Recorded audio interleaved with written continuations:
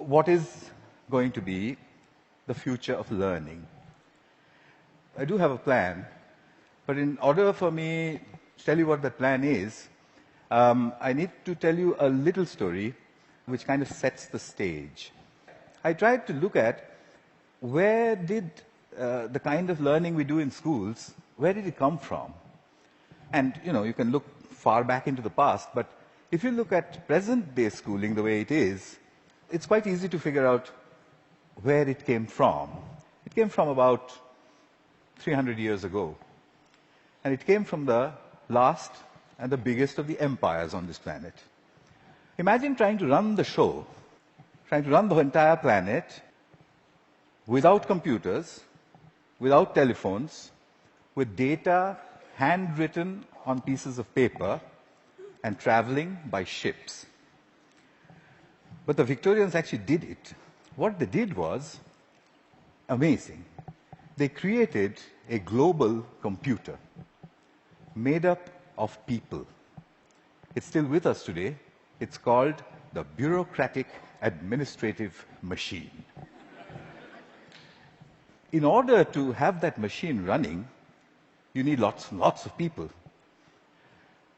They made another machine to produce those people, the school. The schools would produce the people who would then become parts of the bureaucratic administrative machine. They must be identical to each other. They must know three things. They must have good handwriting, because the data is handwritten. They must be able to read, and they must be able to do multiplication, division, addition, and subtraction in their head. They must be so identical that you could pick one up from New Zealand and ship them to Canada, and he would be instantly functional. The Victorians were great engineers. They engineered a system that was so robust that is still with us today, continuously producing identical people for a machine that no longer exists. The empire's gone. So what are we doing with that design that produces these identical people? And what are we going to do next, if we ever are going to do anything else with it? So that's a pretty strong comment there. I said schools as we know them now, they're obsolete. I'm not saying they're broken. It's quite fashionable to say that the education system's broken. It's not broken. It's wonderfully constructed. It's just that we don't need it anymore. It's outdated. What's the kind of jobs that we have today? Well, the clerks are the computers. They're there in thousands in every office. And you have people who guide those computers to do their clerical jobs. Those people don't need to be able to write beautifully by hand.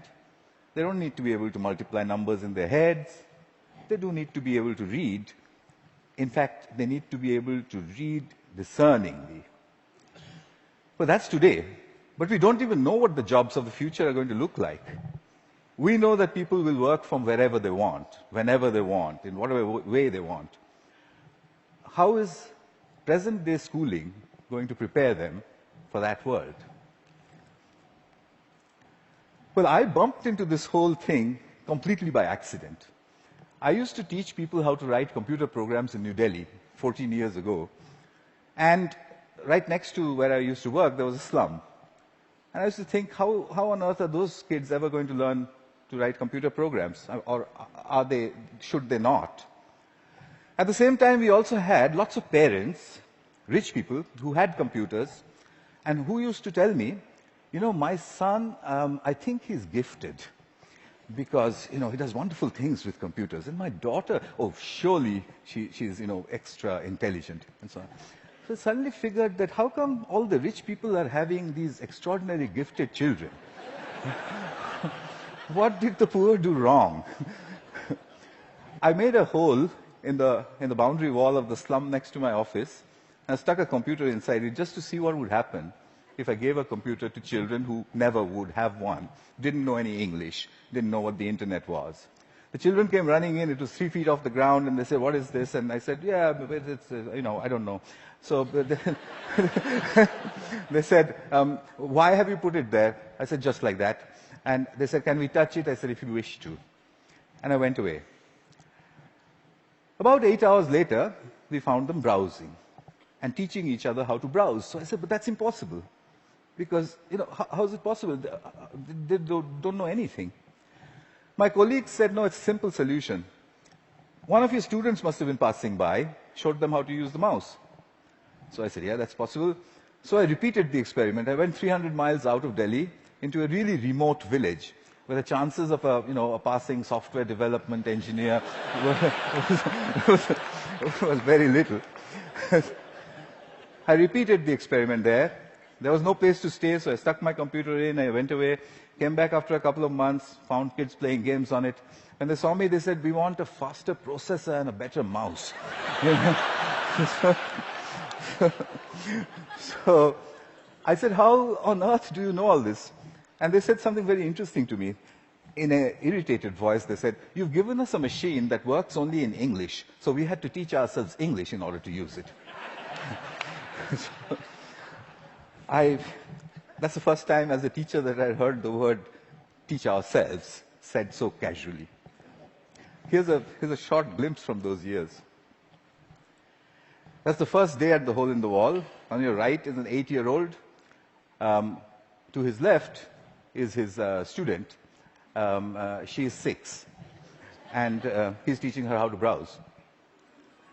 Then on to the, other parts of the country. I repeated this over and over again, getting exactly the same results everywhere.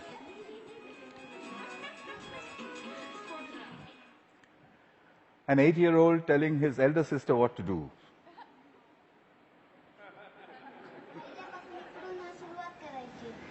And finally, a girl explaining in Marathi what it is and said, "There's a processor inside."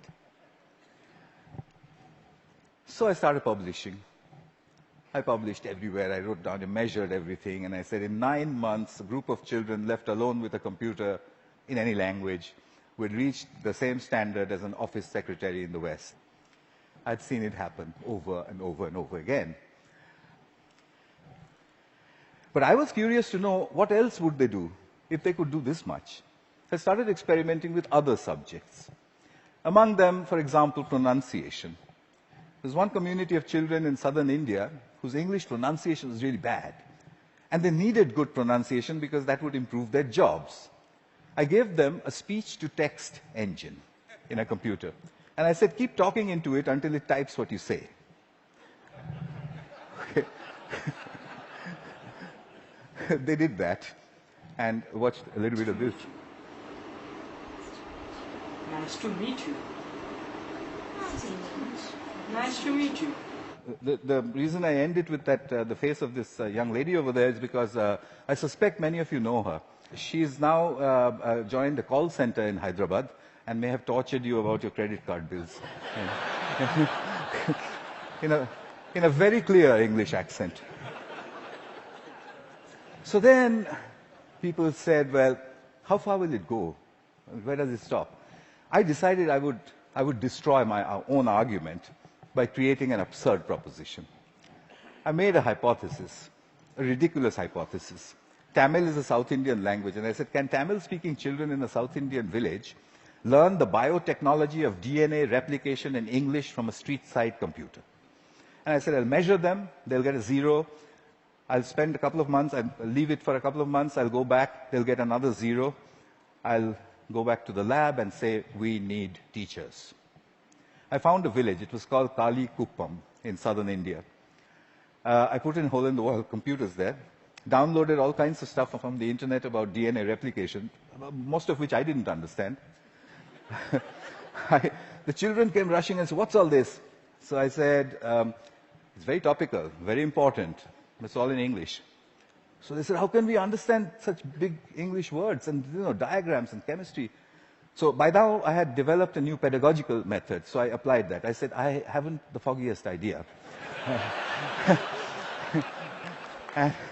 and anyway, I'm going away.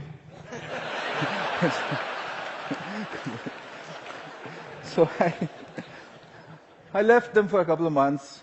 They'd got a 0. I gave them a test. I came back after 2 months and the children trooped in and said, we've understood nothing. So I said, well, I mean, what did I expect? So I said, okay, but how long did it take you before you decided that you can't understand anything? So they said, we haven't given up. We look at it every single day. So I said, what? You don't understand these screens and you keep staring at it for 2 months. What for? So a little girl, who you'll see just now, she raised her hand and she says to me in broken Tamil and English, she said, well, apart from the fact that improper replication of the DNA molecule causes disease, we haven't understood anything else.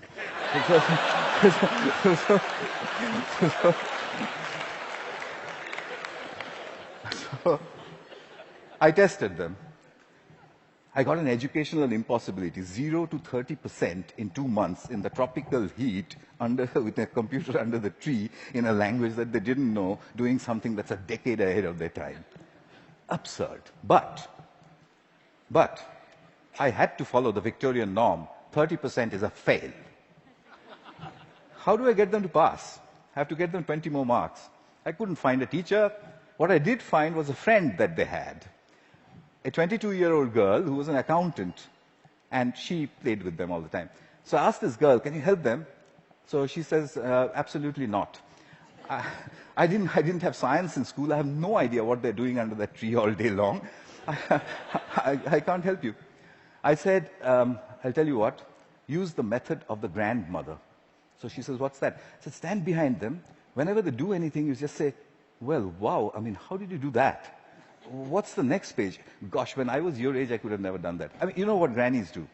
So she did that for 2 more months. The scores jumped to 50%. Kalikuppam had caught up with my control school in New Delhi, a rich private school with a trained biotechnology teacher. When I saw that graph, I knew there is a way to level the playing field.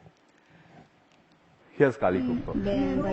Neuron cell death and communication. Neuron. I got the camera angle wrong in that one is just amateur stuff, but what she was saying, as you could make out, was about neurons, but her hands were like that, and she was saying neurons communicate at 12. So, what are jobs going to be like? Well, we know what they're like today. What's learning going to be like? We know what it's like today, children poring over with their mobile phones on the one hand, and then reluctantly going to school to pick up their books with the other hand. What will it be tomorrow? Could it be that we don't need to go to school at all? Could it be that at the point in time when you need to know something, you can find out in 2 minutes?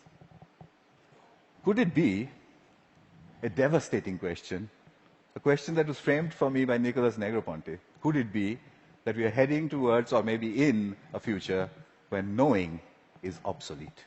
But that's terrible. We are Homo sapiens. Knowing, that's what distinguishes us from the apes. But look at it this way.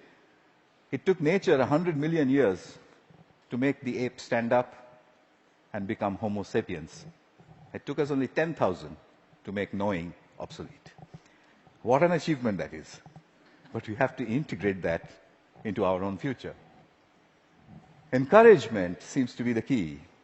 If you look at Kuppam, if you look at all of the experiments that I did, it was simply saying, wow, saluting learning. There is evidence from neuroscience. The reptilian part of our brain, which sits in the center of our brain, when it's threatened, it shuts down everything else. It shuts down the prefrontal cortex, the parts which learn. It shuts all of that down. Punishment and examinations are seen as threats. We take our children, we make them shut their brains down, and then we say, perform. Why did they create a system like that?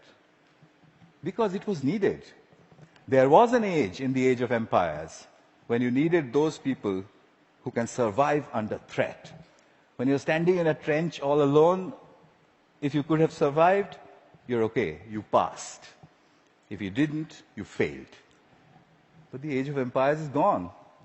What happens to creativity in our age? We need to shift that balance back from threat to pleasure.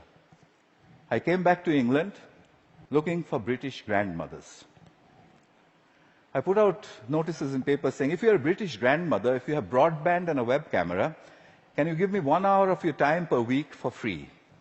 I got 200 in the first 2 weeks. I know more British grandmothers than anyone in the universe. They're called the granny cloud. The granny cloud sits on the internet. If there's a child in trouble, we beam a gran. She goes on over Skype and she sorts things out.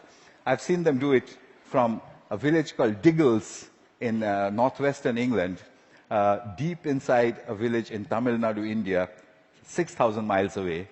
She does it with only one age-old gesture. Okay. Watch this. You can't catch me. You say it. You can't catch me. I'm the gingerbread man. Well done. Very good. So what's happening here? I think what we need to look at is we need to look at learning as the product of educational self-organization. If you allow the educational process to self-organize, then learning emerges. It's not about making learning happen, it's about letting it happen. The teacher sets the process in motion, and then she stands back in awe and watches as learning happens. I think that's what all this is pointing at. But how will we know? How will we come to know? Well, I intend to build these self-organized learning environments. They are basically broadband, collaboration, and encouragement put together. I've tried this in many, many schools. That's being tried all over the world, and teachers sort of stand back and say, it just happens by itself? And I said, yeah, it happens by itself. How did you know that? And I said, you won't believe the children who told me and where they're from. Here's a soul in action.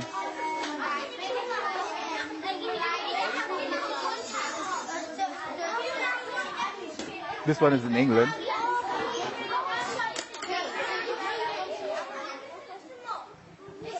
He maintains law and order. Because remember, there's no teacher around.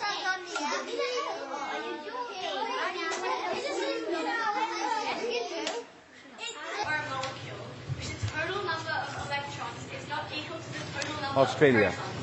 Giving it a net positive or negative electrical charge.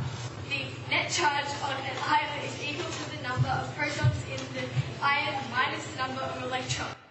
A decade ahead of our time. So souls, I think we need a curriculum of big questions. You already heard about that. You know what that means. There was a time when Stone Age men and women used to sit and look up at the sky and say, what are those twinkling lights? They built the first curriculum. But we've lost sight of that wondrous questions. We've brought it down to the tangent of an angle. But that's not sexy enough. The way you would put it to a 9-year-old is to say, if a meteorite was coming to hit the Earth, how would you figure out if it was going to or not? And if he says, well, what? How? You say there's a magic word. It's called the tangent of an angle. And leave him alone. He'll figure it out. So here are a couple of images from souls. I've tried incredible questions. When did the world begin? How will it end? To 9-year-olds. Yeah, this one's about what happens to the air we breathe. This is done by children without the help of any teacher. The teacher only raises the question and then stands back and admires the answer. So, what's my wish? My wish is that we design the future of learning. We don't want to be spare parts for a great human computer, do we? So we need to design a future for learning. And I've got to get this wording exactly right, because, it's very important. My wish is to help design a future of learning by supporting children all over the world to tap into their wonder and their ability to work together, help me build this school. It will be called a school in the cloud. It will be a school where children go on these intellectual adventures driven by the big questions which their mediators put in. The way I want to do this is to build a facility where I can study this. It's a facility which is practically unmanned. There's only one granny who manages health and safety. The rest of it's from the cloud. The lights are turned on and off by the cloud, etc., etc. Everything's done from the cloud. But I want you for another purpose. You can do self-organized learning environments at home, in the school, outside of school, in clubs. It's very easy to do. There's a great document produced by TED which tells you how to do it.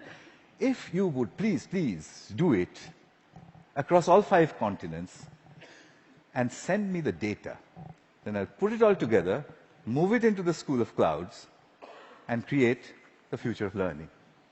That's my wish. And just one last thing. I'll take you to the top of the Himalayas. At 12,000 feet, where the air is thin, I once built 2 hole-in-the-wall computers. And the children flocked there. There was this little girl who was following me around.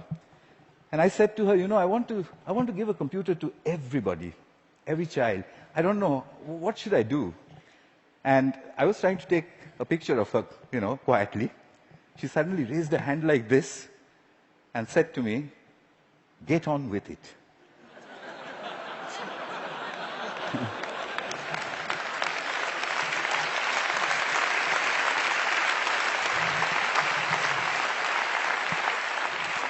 I think it was good advice. I'll follow her advice. I'll stop talking. Thank you. Thank you very much.